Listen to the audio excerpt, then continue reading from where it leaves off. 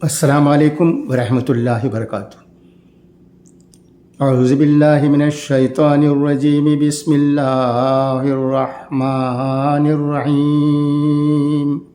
یا ایہا الذین آمنوا قوا انفسکم واہلکم نارا وقودها الناس والحجارہ علیہا ملائکۃ غلاظ شداد لا یعصون اللہ ما امرہم ویفعلون ما یؤمرون۔ صدق اللہ العلی العظیم۔ اے ایمان والو، تم اپنے آپ کو، اپنے گھر والوں کو اس آگ سے بچاؤ جس کا ایندھن انسان ہے اور پتھر، جس پر سخت دل مضبوط فرشتے مقرر ہیں، جنہیں جو حکم اللہ تعالیٰ دیتا ہے اس کی نافرمانی نہیں کرتے، بلکہ جو حکم دیا جائے بجا لاتے ہیں۔ اس آیت سے معلوم ہوا کہ جہاں مسلمان پر اپنی اصلاح کرنا ضروری ہے، وہی اہل خانہ کی اسلامی تعلیم و تربیت کرنا بھی اس پر لازم ہے۔ لہٰذا ہر مسلمان کو چاہیے کہ وہ اپنے بیوی، بچوں اور گھر میں جو افراد اس کے ماتحت ہیں ان سب کو اسلامی احکامات کی تعلیم دے، یاد دلوائے، یوں ہی اسلامی تعلیمات کے سائے میں ان کی تربیت کرے تاکہ یہ بھی جہنم کی آگ سے محفوظ رہیں۔ حضرت ابن عمر رضی اللہ تعالیٰ عنہ سے روایت ہے کہ رسول اللہ صلی اللہ علیہ وسلم نے ارشاد فرمایا، جب تمہارے بچے بولنے لگیں تو لا الہ الا اللہ سکھاؤ، پھر تمہیں کوئی پرواہ نہیں ہونی چاہیے کہ ان کا خاتمہ کب ہوگا، کیونکہ کلمہ انہیں آتا ہے۔ اور جب بچوں کو دودھ کے دانت گرنے لگیں، یعنی 6 یا 7 برس کی عمر میں، تو انہیں نماز کا حکم دو۔ اولاد کی تربیت صالحہ ہو تو یہ ایک نعمت ہے، ورنہ یہ ایک فتنہ اور وبال بن جاتی ہے۔ دین و شریعت میں اولاد کی تربیت ایک فریضہ کی حیثیت رکھتی ہے۔ یوم اطفال پورے بھارت میں یہ دن 14 نومبر کو منایا جاتا ہے، جس کا مقصد بچوں کو درپیش مسائل کا سدباب اور بچوں کی فلاح و بہبود میں بہتری لانا طے ہوا، تاکہ بچے معاشرے کے مفید شہری بن سکیں۔ بچے پھول جیسے ہوتے ہیں، اس قول کے 2 پہلو ہیں۔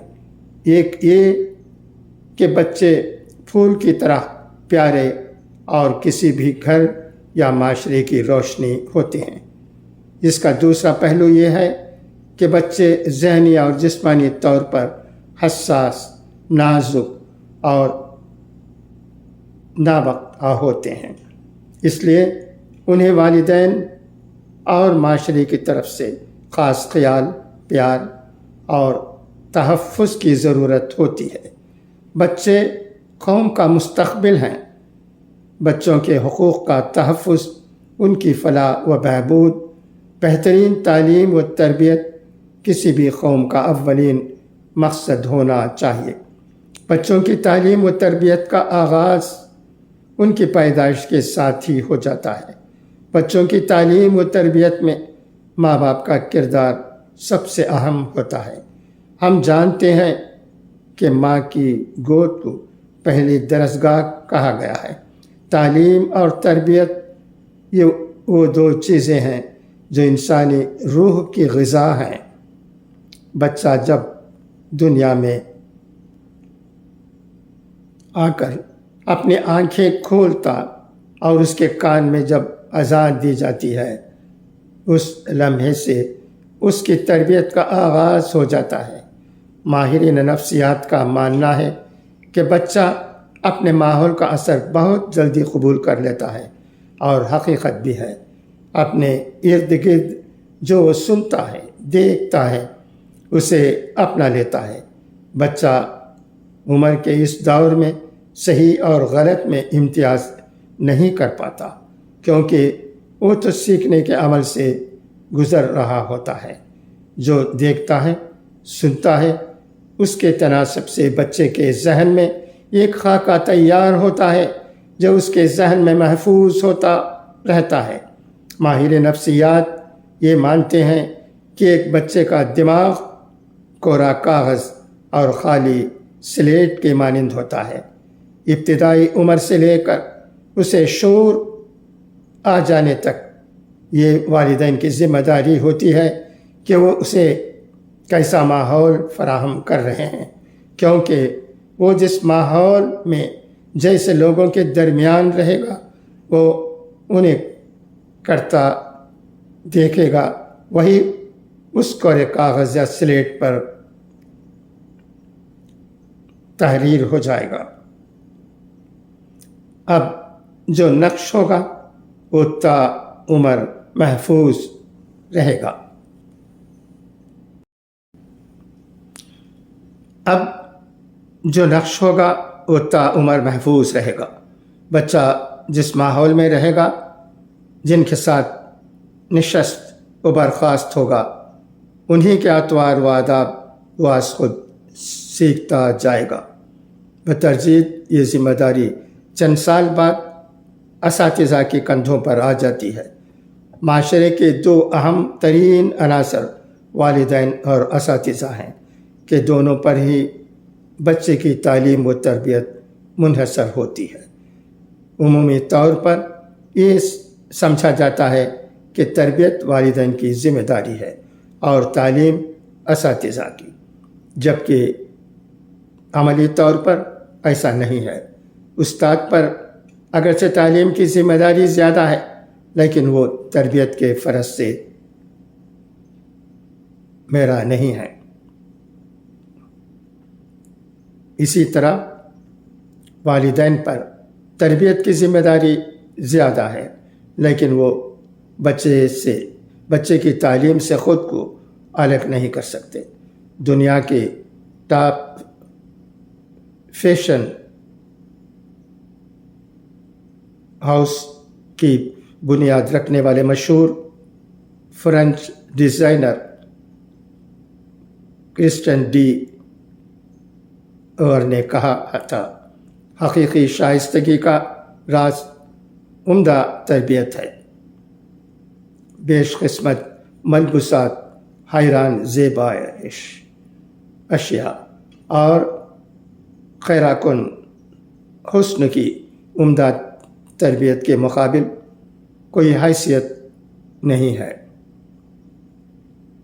اسلام میں استاد کو روحانی ماں باپ کا درجہ اسی لیے دیا گیا ہے کیونکہ اگر وہ والدین بچے کی ظاہری شخصیت کو سنوارتے ہیں تو استاد ان کے باطن کو نکھارتے ہیں۔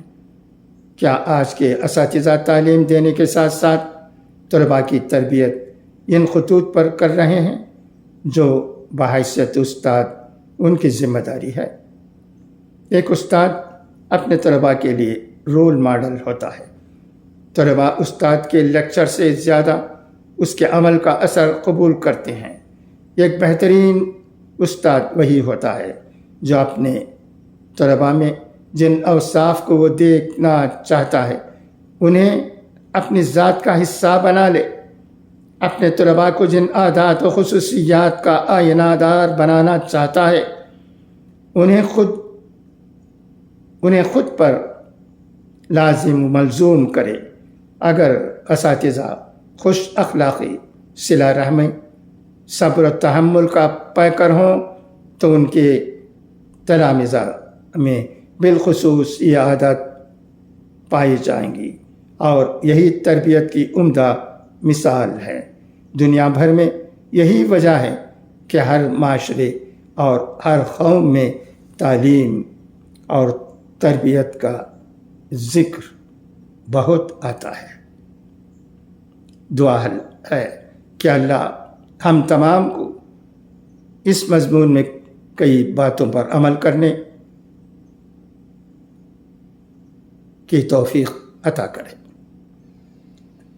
اچھا تو اب اجازت، انشاءاللہ العزیز پھر ملاقات ہوگی۔